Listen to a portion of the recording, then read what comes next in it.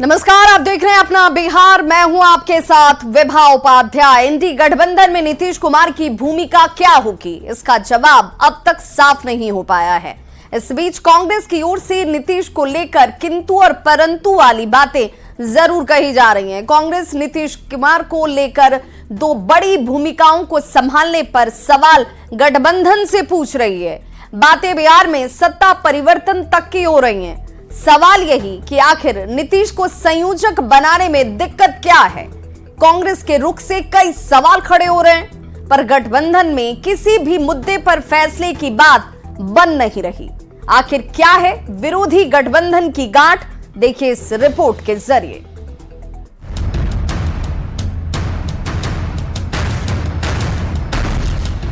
INDI alliance के संयोजक पर फैसला कब?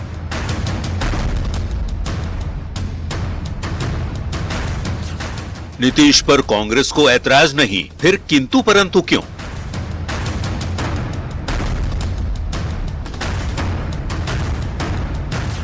बिहार में सत्ता परिवर्तन की बात क्यों कर रही है कांग्रेस?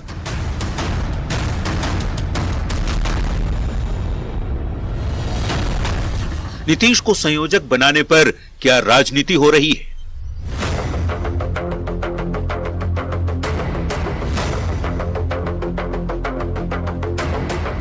नीतीश कुमार विपक्षी गठबंधन के संयोजक बनाए जा सकते हैं, ये चर्चा मीडिया में लगातार है।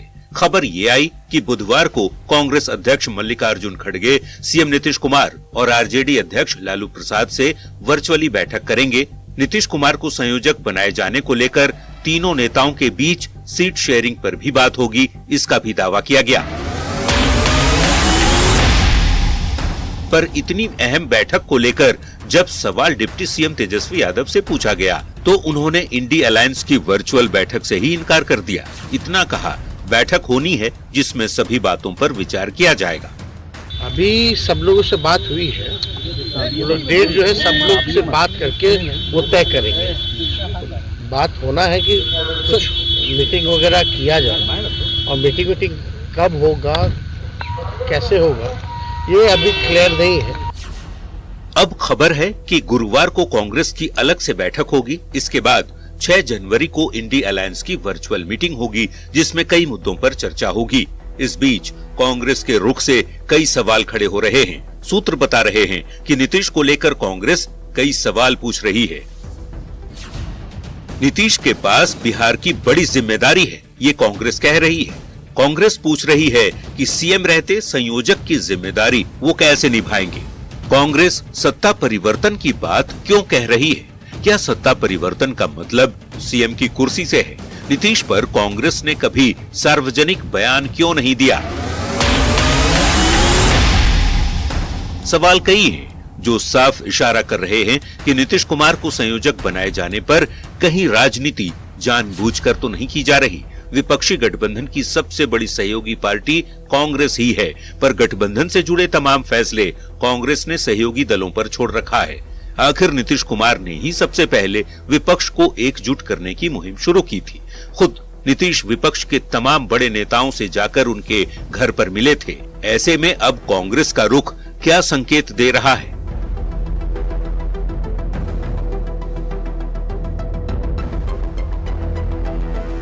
बता दें, इंडी गठबंधन की 4 बैठकें हो चुकी हैं, पर अब तक न तो विपक्ष की ओर से पीएम का चेहरा और न ही विपक्षी गठबंधन के संयोजक पद पर कोई फैसला ही हो पाया है, वो भी तब जब लोकसभा के चुनाव में चंद महीने का वक्त रह गया है।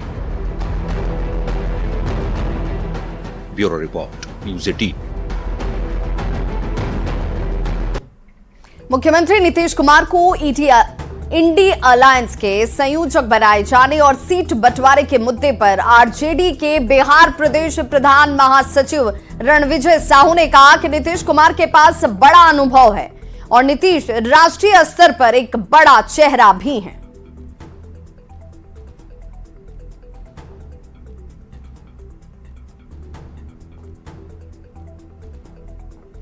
ये नीतीश कुमार जी देश के कैसे नेता हैं। उन्होंने देश को भी सेवा देने का काम किया है और बिहार में पिछले 18 वर्षों से उनके कुशल नेतृत्व में बिहार आगे बढ़ रहा है, बिहार विकास कर रहा है। और बिहार में रोजगार की बात हो रही है, बिहार में मुद्दे की बात हो रही है, तो हम समझते हैं कि एक अनुभव है, एक बड़ा अनुभव है, और हमें लगता है कि राष्ट्रीय स्तर पर एक बड़ा चेहरा है माननीय नीतीश कुमार। देश का जिस प्रकार से संविधान को तोड़ा जा रहा है, संवैधानिक ढांचा पर हमला किया जा रहा है, तो पूरे महागठबंधन इंडिया का मुद्दा एक ही है कि कैसे हम भाजपा और एनडीए के जो तमाम नेता हैं, उनकी पार्टी है, और 2024 में जो लड़ाई है उसको हम लोग रोकने का काम करेंगे। मुद्दा इसी बात का हम समझते हैं कि सीट शेयरिंग और तमाम ऐसे जो नेताओं का चयन है, तो हमें लगता है कि आने वाला वक्त में सब कुछ हो जाएगा।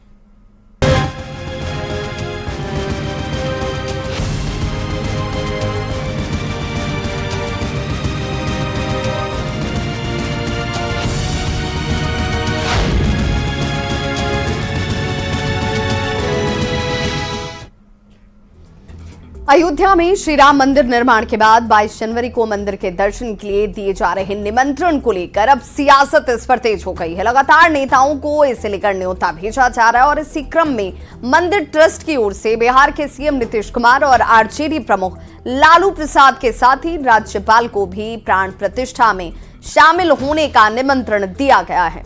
पर आरजेडी की ओर से जो जवाब दिया जा रहा है उस पर सियासत गर्म है। हालांकि महागठबंधन में शामिल दूसरे दलों के नेता अपने अपने हिसाब से बयान इसे लेकर दे रहे हैं।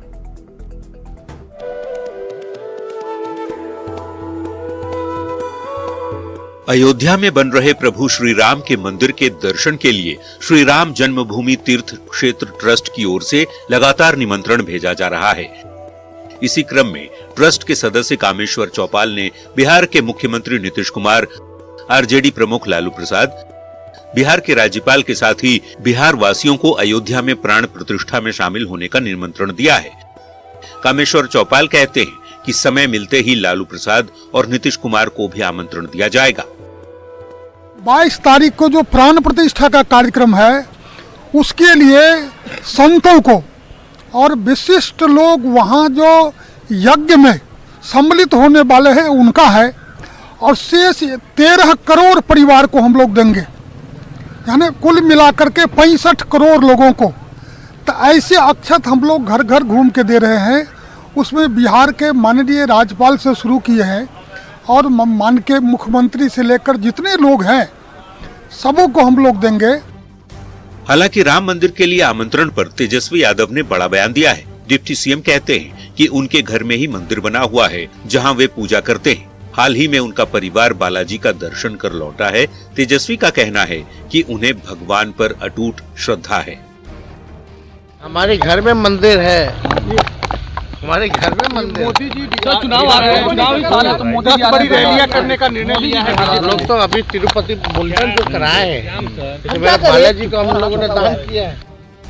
अयोध्या में श्री राम मंदिर की प्राण प्रतिष्ठा कार्यक्रम में शामिल होने के लिए दिए जा रहे निमंत्रण पत्र पर बिहार की सत्तारूढ़ जेडीयू और कांग्रेस के नेता अपने अपने हिसाब से जवाब दे रहे हैं।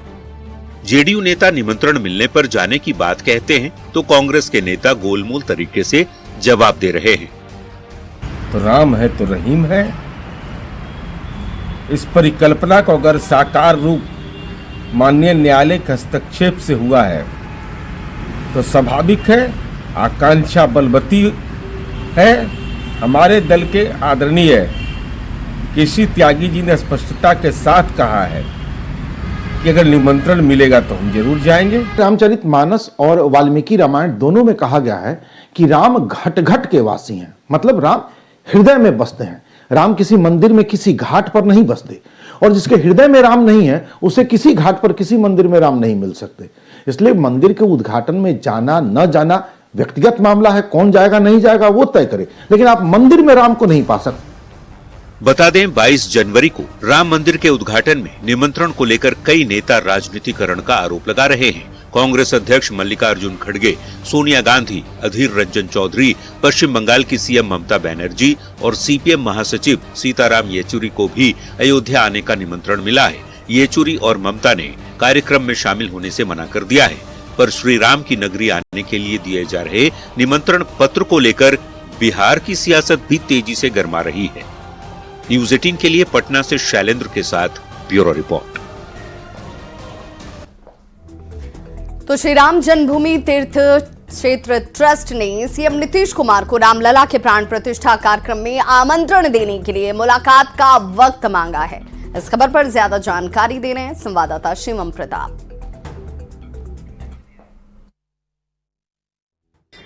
बिहार के मुख्यमंत्री नीतीश कुमार को 22 जनवरी को अयोध्या में होने वाले रामलला प्राण प्रतिष्ठा समारोह का निमंत्रण भेजा गया है। दरअसल राम जन्मभूमि तीर्थ क्षेत्र ट्रस्ट के ट्रस्टी कामेश्वर चौपाल ने सीएम नीतीश कुमार से मुलाकात का वक्त मांगा था, लेकिन व्यस्त होने के चलते मुलाकात नहीं हो पाई। अब ट्रस्ट ने बाकायदा एक निमंत्रण पत्र भेजा है, जिसमें कहा गया है कि 22 जनवरी को उन्हें अयोध्या में समारोह में शामिल होने के लिए निमंत्रण भेजा गया है।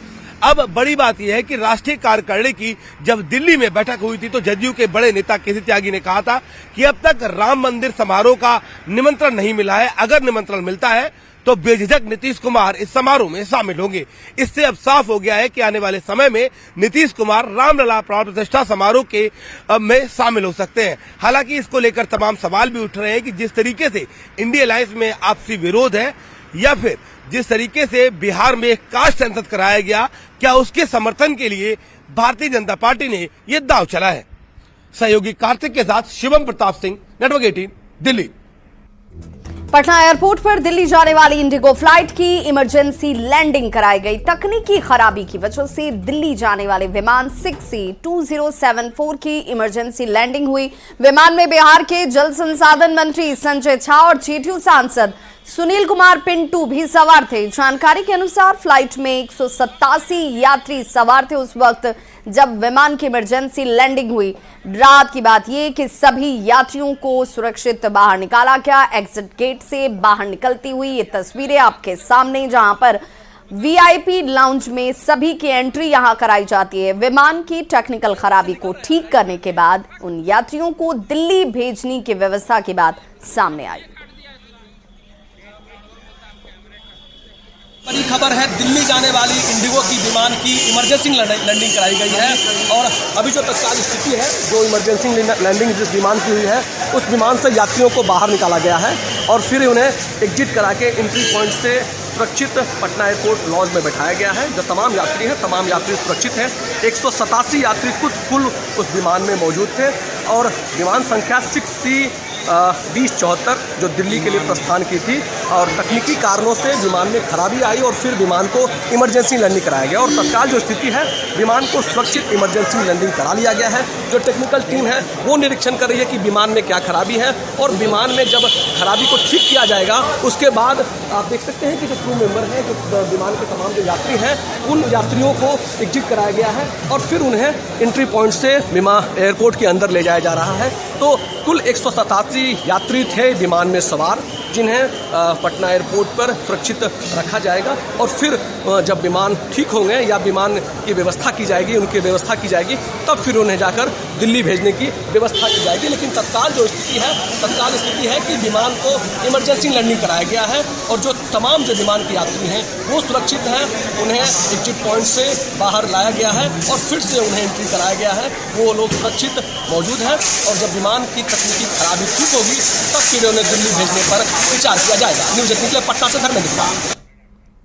पटना एयरपोर्ट पर दिल्ली जाने वाली विमान की इमरजेंसी लैंडिंग कराई गई। उस विमान में सांसद सुनील कुमार पिंटू और बिहार सरकार में मंत्री संजय झा भी सवार थे। विमान की इमरजेंसी लैंडिंग होने के बाद मंत्री संजय झा ने अपनी यात्रा को कैंसिल कर दिया और वापस लौट गए।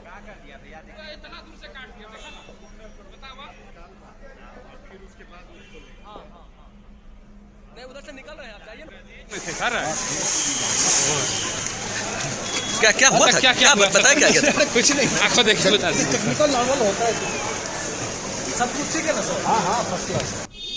उड़ान भरने के 10 मिनट के बाद तक में ऊपर में एयर में चले जाने के बाद भी आगे का चक्का व्हील जो था वो अंदर नहीं जा पा रहा था। हाइड्रोलिक काम करना बंद कर दिया, जिसके कारण इतना आवाज़ कंपन होने लगा और इतनी आवाज़ होने लगी कि हर पैसेंजर चिंतित हो गए कि क्या आवाज़ आ रही है, क्या हो रहा है। तो कैप्टन ने कहा कि आगे का वो है सो हाइड्रोलिक व्हील नहीं काम कर रहा है, अंदर नहीं जा रहा है। हमने ATC पटना से बात की, हम लोग वापस रिटर्न ले रहे हैं। फिर रिटर्न लेकर एक बार आए तो लैंडिंग लेना चाहा तो नहीं हो पाया ड्यू टू सम कोई टेक्निकल प्रॉब्लम या फ्यूल ज़्यादा था हवा में 2 चक्कर मार के फिर कैप्टन ने बहुत अच्छा स्मूथली लैंडिंग कराया।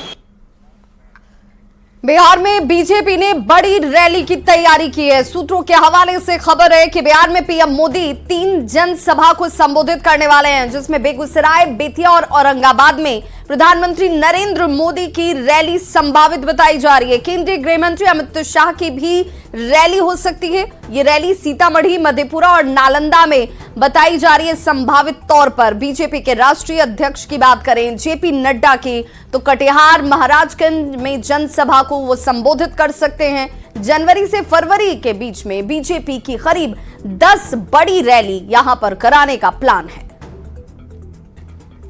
तो जनवरी फरवरी में बीजेपी की 10 सभाएं जो हैं वो संभावित बताई जा रही हैं, जिसमें बिहार में पीएम मोदी की 3 सभा, जिसमें जनसभा को वो संबोधित करते हुए नजर आएंगे। और इन सभाओं को लेकर बीजेपी ने अपनी पूरी पुख्ता तैयारी कर रखी है। बेगूसराय, बेतिया और औरंगाबाद, ये वो 3 जिले बताए जा रहे हैं जहां पर पीएम सभा करने वाले हैं। अमित शाह की भी सभाएं होंगी, इसे लेकर के भी शेड्यूल तैयार किया गया है। सीतामढ़ी, मधेपुरा और नालंदा, ये वो 3 जिले बताए जा रहे हैं जहां पर अमित शाह आपको नजर आएंगे जनसभा को संबोधित करते हुए। जनवरी और फरवरी, ये वो महीने हैं जहां पर 10 ऐसी बड़ी रैलियों को कराने का प्लान बीजेपी की तरफ से तैयार किया गया है। बीजेपी प्रदेश अध्यक्ष सम्राट चौधरी ने पीएम मोदी, गृह मंत्री अमित शाह और बीजेपी अध्यक्ष जेपी नड्डा के कार्यक्रम को लेकर कहा कि बिहार में जो बीजेपी का 10 क्लस्टर कार्यक्रम बना है, उसमें प्रधानमंत्री, पार्टी के राष्ट्रीय अध्यक्ष और पूर्व अध्यक्ष शामिल होंगे। आग्रह किया है आदरणीय प्रधानमंत्री जी से, पार्टी के राष्ट्रीय अध्यक्ष जी से, पार्टी के आदरणीय गृह मंत्री जी से कि बिहार में कार्यक्रम उनके लगेंगे और हमारा जो 10 क्लस्टर बना है उस कार्यक्रम के माध्यम से जो बिहार में विकास के कार्य प्रधानमंत्री जी ने किया है, पार्टी की संरचना खड़ी हुई है, उसमें हमारे सभी प्रधानमंत्री जी के साथ साथ सभी पार्टी के राष्ट्रीय अध्यक्ष जो पूर्व अध्यक्ष हैं वो लोग सभी लोग हैं। वहीं बड़ी खबर पटना से आ रही है, जहां मुख्यमंत्री नीतीश कुमार ने जेटू के पूर्व राष्ट्रीय अध्यक्ष ललन सिंह के आवास पर उनसे जाकर मुलाकात की है। पटना के बुद्धा कॉलोनी स्थित ललन सिंह के आवास पर मुख्यमंत्री नीतीश कुमार पहुंचे थे, जहां 10 से 15 मिनट तक दोनों ही नेताओं के बीच मुलाकात हुई है। तस्वीरें आपके सामने, जहां पर मुख्यमंत्री नीतीश कुमार अचानक से ललन सिंह के आवास पर पहुंचते हैं, मुलाकात होती है। तकरीबन 10 से 15 मिनट का वक्त बताया जा रहा है जब सीएम नीतीश कुमार ललन सिंह के आवास पर मौजूद रहे, बातचीत हुई। हालांकि बातचीत के संदर्भ में हुई इसकी जानकारी नहीं है, लेकिन इस वक्त ये तस्वीरें आपके सामने, जहां पर ललन सिंह से मिलने के लिए मुख्यमंत्री नीतीश कुमार उनके आवास पर पहुंचे।